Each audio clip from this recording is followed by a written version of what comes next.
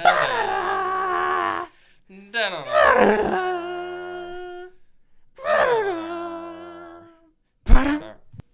is up, fanboys and fangirls? Welcome to our Mission Impossible Fallout spoiler talk. We're going to do a little deep dive into all the spoileriness of Mission Impossible Fallout.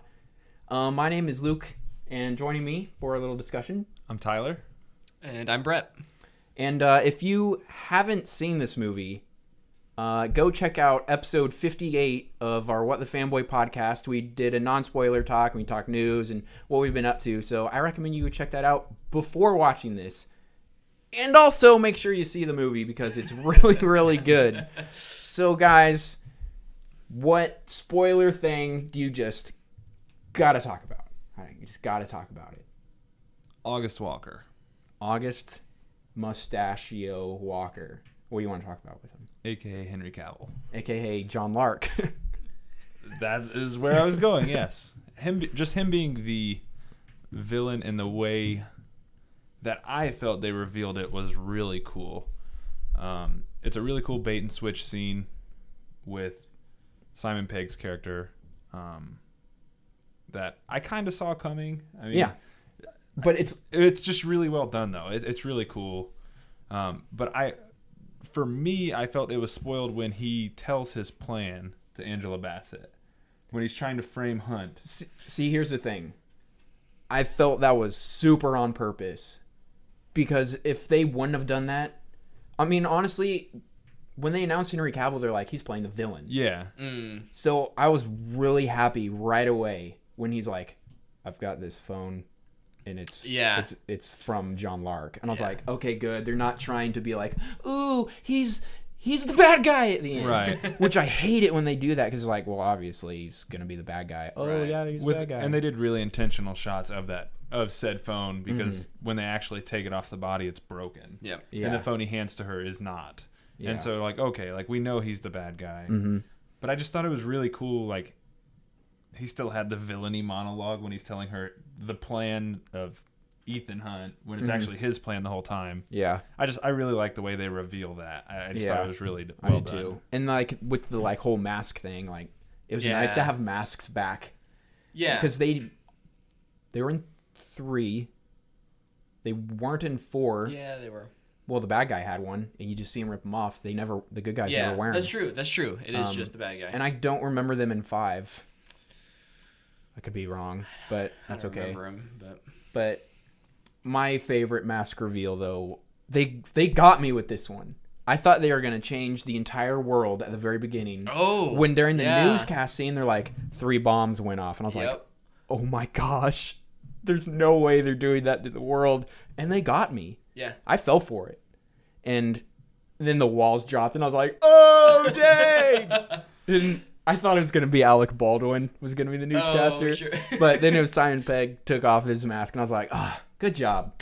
You know? Yeah, that one was good. I didn't see that coming at all. Yeah. Favorite spoiler moment? Probably just the whole end of the movie with Julia and Elsa. Just how she's moved on. I mean, Yeah. we kind of had an idea that Julia was going to be in this movie in some way, whether that's through flashbacks or dreams, but the fact that she was there and very intentionally By the bad guys. by Solomon Lane, Yeah. by design, and then allowing her to be let go from the franchise, basically saying we don't have to hold on to her anymore. We can allow this relationship between Elsa Elsa and and Ethan grow into something really cool, hopefully. Mm-hmm. I like the end you've always feared Yep. monologue. Like, I just think that was so cool. Mm-hmm. It's a great way to do it. Yeah. They got me at the end. Yes. With the screen went to white, and they showed the sunset, and I was like, Oh. they lost. I feel like I felt really dumb after that one. Because, like, I mean, the good guys are going to win. It's an action movie. You kind of know that. But I was like, did they just, like, kill all the cast? And then, like, you see the sun, and he has the detonator key out. I was like, whew. Like, just for a second, they got me on that one. Yeah, no, So maybe I'm just gullible. I thought they did. I was like, oh. And it was just No. it was really well shot too. Like they just did a good job like framing that so that you do believe it. Yeah. I know we talked about this a little bit in our non-spoiler review, but I wanted to hit up just kind of general thoughts. What did you think of like the action, the movie in general, the pacing? I know I talked a little bit about how I felt like maybe it was a little long, but I know you guys didn't feel the same. Yeah.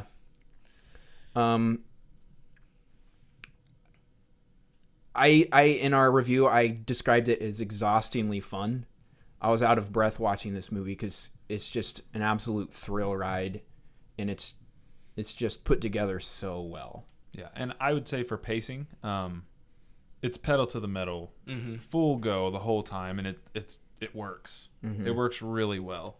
Sometimes I feel like you can kind of stumble when you do that, but this movie balances it so well that it just worked fine. Yeah. I love at the end of the first act, beginning of the second act. I mean, really, it's the beginning of the second act, I guess.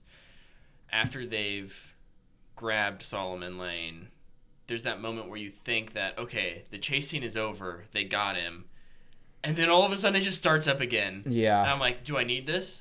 I don't know if I need this act. Oh my gosh, this is awesome. Yeah. So It's this totally sold me. yeah. Such good action, especially with the chase scenes. And like something I really appreciated in this movie was they kind of show you some of the thought processes of Ethan.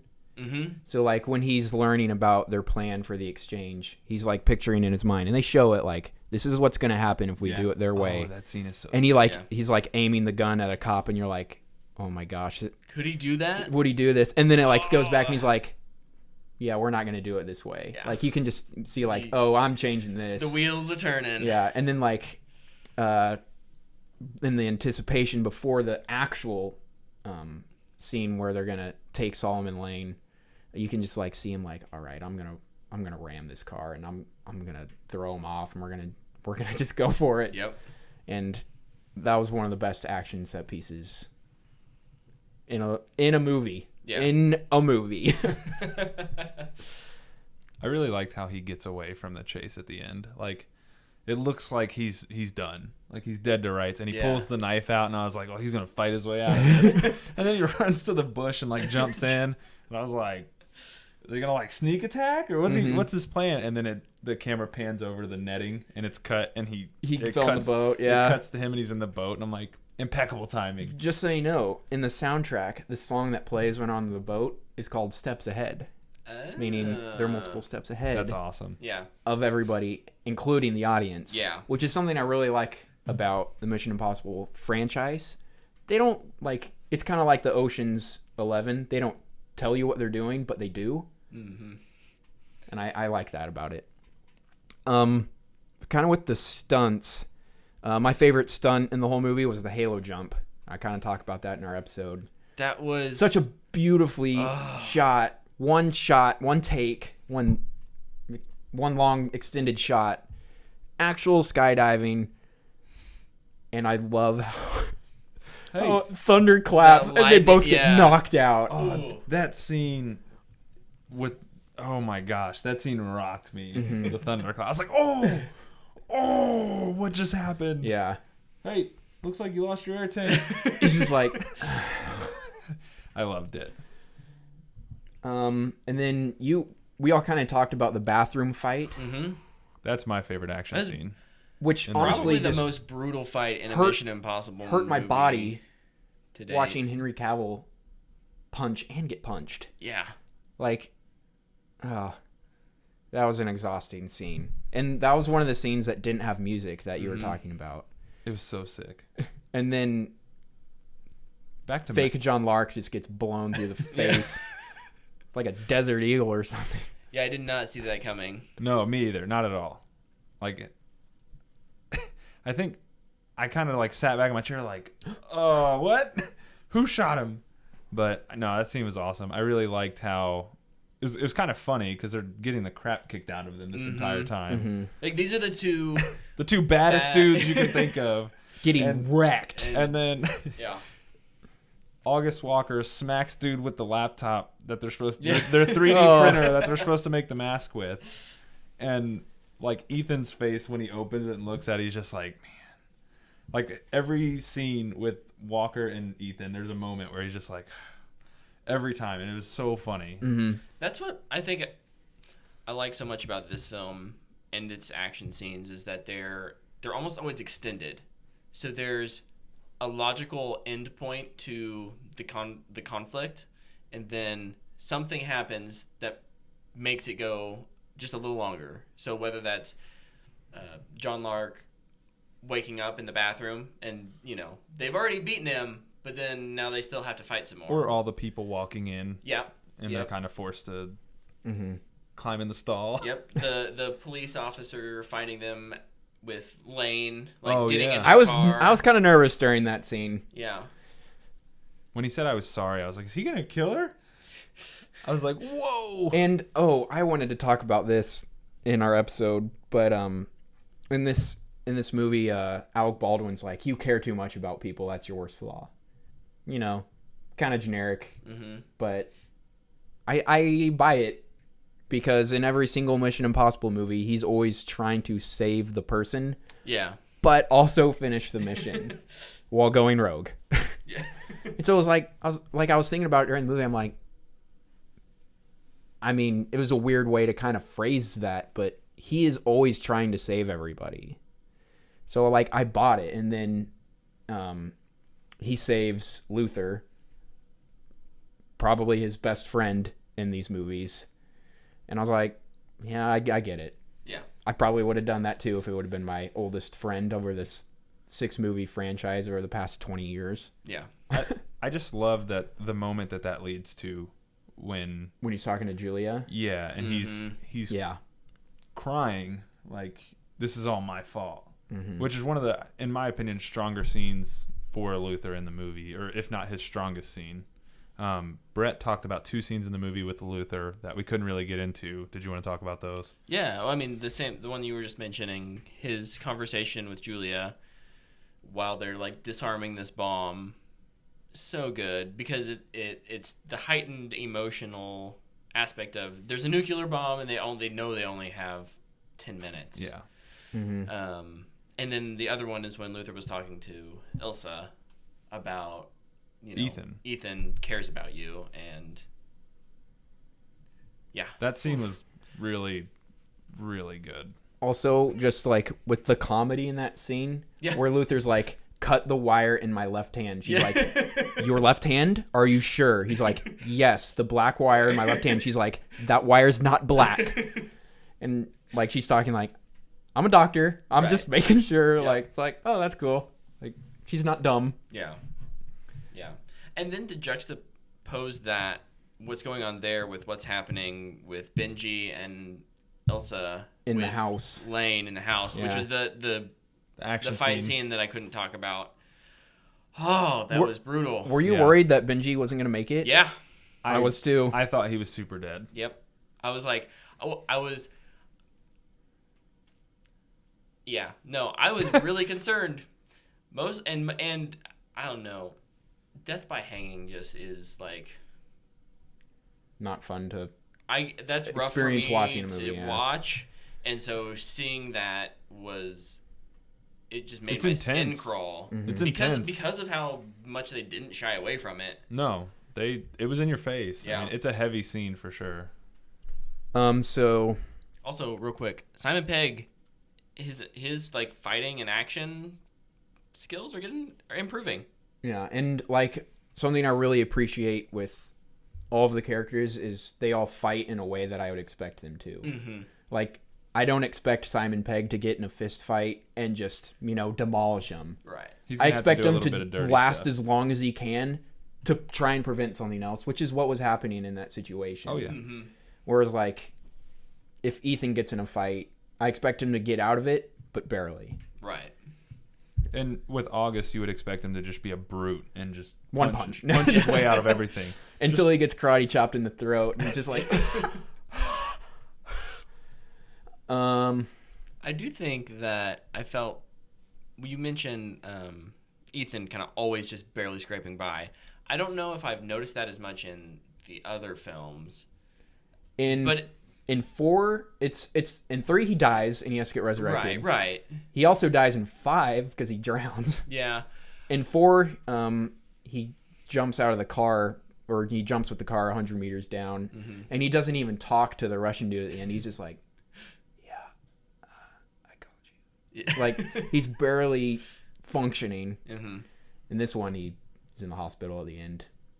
Yeah, I just feel like whether this is a intentional decision on Tom Cruise and the director or not, the movie or not, I felt like it's an older Ethan, even though he doesn't look older. Right? Like, he's a guy who's constantly getting beat up. Mm-hmm. You know, he's not the one who's winning the fight like Jason Bourne might or James Bond might every time. Like, he's definitely there. He knows what he needs to do to win, but he's also Older. it just feels like he's a little older, maybe a step slower. But at the same time, like, I believe it, Tom Cruise is 56. Oh, no, exactly. And he's like running 10 miles at Exactly. a dead sprint. Like, so I'm like, I guess I could believe that Ethan's doing this too. If you had to kill one person, who would you kill on the team? On the team? Oh Like- no, the good guy died. Like the good guy team? yeah, Luther. yeah, me too.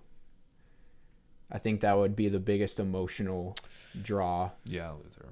Yeah. Luther It would have. I mean, there's 2 tech guys, so Yeah. it has to Yeah. be Luther Or or Benji. Or Benji. Yeah. Simon Pegg helps write these, so he's not going anywhere anytime Yeah. soon. Yeah. I was gonna say Simon Pegg's a much better actor, so So at the end, the final fight on the mountain Mm-hmm. with Walker and Hunt, when first of all, that scene was driving me crazy with all the flying around. It's like, oh, don't crash, please. oh I know. I And love then- the helicopter section of that scene. I found the actual fight kind of boring. I thought the fight was fine. It wasn't long, so it didn't Yeah. bother me that much, but it was just like, I think a part of it was they're both almost dead at Right. this point. I loved the Mission Impossible 2 reference. He's climbing up Yeah. the rock wall. But like once Cavill got hamburgerized, Yeah. I was like, ooh, he's coming back. I thought he was going to be the villain in the next one. Oh. Because like, oh, now he's the disgusting evil counterpart against Ethan Yeah. Hunt. But then he got hooked through the Hooked. head. Yeah, I saw that hook thing coming. That was That was awesome. It's like, ah, ow. Ooh. But yeah, I thought he was gonna live once he got. Man, made me look like Hamburglar. Pineapple Express. Two-Face. Yeah. But DC. MI crossover. yeah. Make it happen. Oh, what did Cavill say about hope in the movie? He's like, He what did he does- like? You don't use hope as a weapon or He whatever. something totally like that. has a Superman reference in the movie, but it's something like that. Mhm. I'll have to watch it again and I'll probably bring it see back this- up. I Did want you to see guys this movie like catch 100 more times. the Mission Impossible 1 Easter egg reference? The White Widow's, or the, White Widow's Widow. mother, Max? Max. nope. Yeah, that's the villain. One of the villainess And type. she's kind of the same Kind type of of character as the White Yeah, Widow. except Max is more of a bad version, and Sure, she was sure, trying to sure. get in good with the government. Yeah. So I thought, yeah, that was.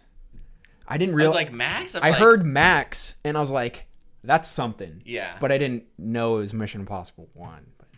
Sorry. No, that's okay. I was I because don't mean to call you out. because during that scene I was like, who the heck is Max? It's kind of bothering me. Is there anything else? Man, go see this movie. If you haven't Yeah. already. It's doing really well, but Yeah, It's Like- really good. I guess if somebody just watched our spoiler, yeah, Review hopefully you've on already YouTube. seen it. should we say like what our recommendation level is for the Yeah. movie? So we have a kind of a unique recommendation scale. It's one of Yeah. our own creation. Luke, why don't you give us the rundown? Our lowest is a dumpster fire. That literally means it's a dumpster fire of a film. Second lowest would be straight to streaming, meaning if you think somebody might like it, tell them that they should just watch it on Netflix or Amazon or rent it, because you shouldn't waste your money in theaters. Right in the middle, we have Matthew McConaughey, because it's all right. That one's kind of self-explanatory. Our fourth one is fanboy worthy. This is like the opposite of straight to streaming.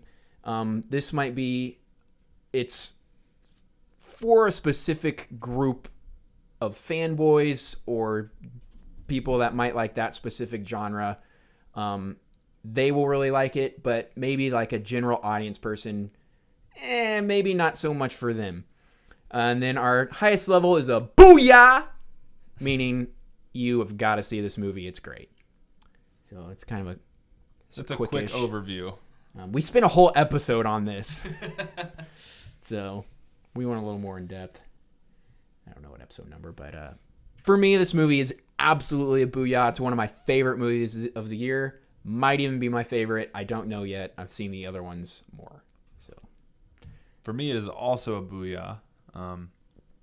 One, because I loved it. Two, because people who have never seen Mission Impossible movies went with us and they loved it. So yeah, it's a booyah for me as well. I think that 3 booyahs. It's very relatable. Anyone could sit down and enjoy it without having seen other films, the other Mission Impossibles, like you said, Tyler. It just does action better than any other movie I've seen this summer. Yeah. So listen, we're a nerd podcast, so I'm gonna say it. I think this is far and above Infinity War, which is probably the most comparable movie of this year so far. I liked it a lot more than Infinity War. Like, I would safely say that. If you want like more Mission Impossible before you see this one, you only really need to see Mission Impossible 5. Rogue Nation. Yeah, Rogue Nation. 3 and 4 will add a lot of fun to it. 2, skip it. It's not good. 1, it's all right. I mean, you don't really need that movie. It's an older movie. Yeah. It's a 90s movie. Yeah. So. I think it does a good job of kind of setting up what the IMF is. But also at the same time, like, I think the only reference to it is the Max thing. Yeah, oh yeah. No, and there's no reason to watch it for continuity's sake. Yeah.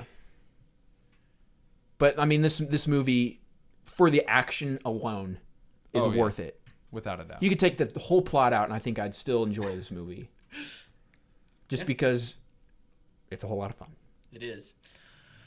Let us know if you agree or disagree with us in the comments. Yeah. Keep it civil, but we'd love to actually have a conversation about what you liked, what you didn't like. Yeah. Does Luther deserve... Maybe not deserve. He doesn't deserve to die. If you had to kill off one of the characters, who would it be? That's what I want to know. Yep. But you can find our podcast on iTunes and SoundCloud. It's What the Fanboy. We also do live streams on YouTube. Most of the time on Monday nights at 8 Central Standard Time. I don't know where you're living. Also, that is What the Fanboy on YouTube. And then you can find me on Twitter at TheBoyWanda, THE_BOI_WNDA. You can find me on Twitter at Tyler_19_Davis. And you can find me on Twitter at Breitzen, BREITZEN. And also our podcast's Twitter and Instagram is at What the Fanboy. Yep. So go ahead and check us out there. Thanks for watching, everybody. Until next time. If you're into the liking, hit that like. Hit that sub button. Subscribe. Woo! We're done. But I'd like you to. I'd like you a lot more.